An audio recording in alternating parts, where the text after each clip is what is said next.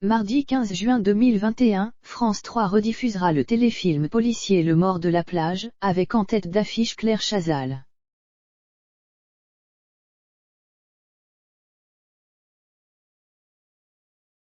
À l'époque de sa sortie en 2018, la journaliste s'était confiée à Télé Loisirs sur ce qui lui manquait le plus dans la présentation du JT de 20h.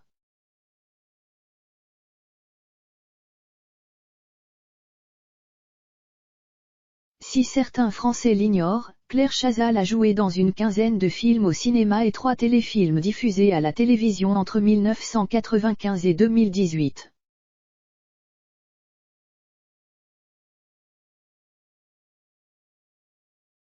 Parmi eux, le téléfilm policier Le Mort de la plage, qui sera rediffusé sur France 3 mardi 15 juin 2021.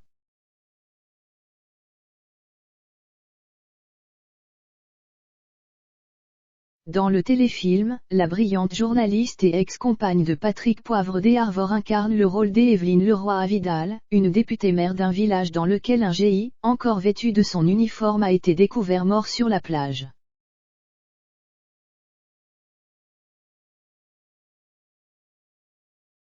Scène suivra une enquête menée par Claire Borotra, alias Éloise Gentil, qui tentera d'élucider l'affaire.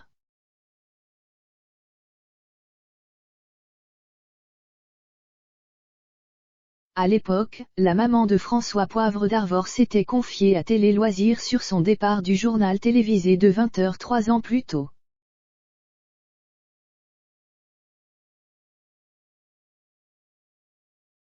Le JT de TF1 lui manque pour une raison précise. Vous avez présenté les JT du week-end de TF1 pendant 24 ans.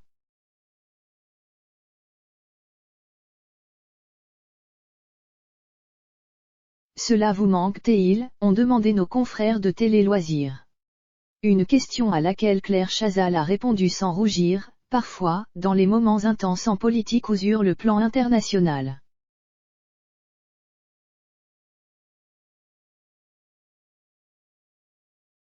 Mais c'est comme ça. La vie a changé, globalement, je suis contente de ce que je fais, a-t-elle expliqué.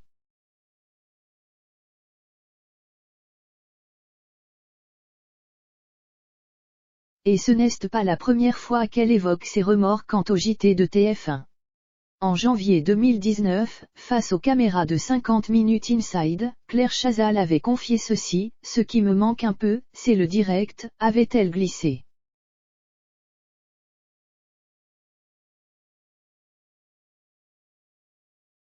Mais ce n'est pas tout. Dans la même interview, la journaliste de 64 ans était également revenue sur le rythme effréné qui régnait dans les couloirs de TF1 à l'époque.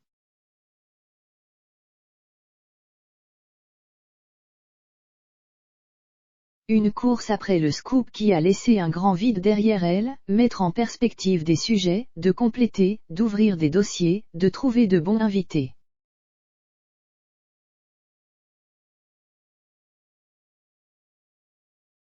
C'était ça, qui était excitant. De construire un journal finalement, avait-elle ajouté.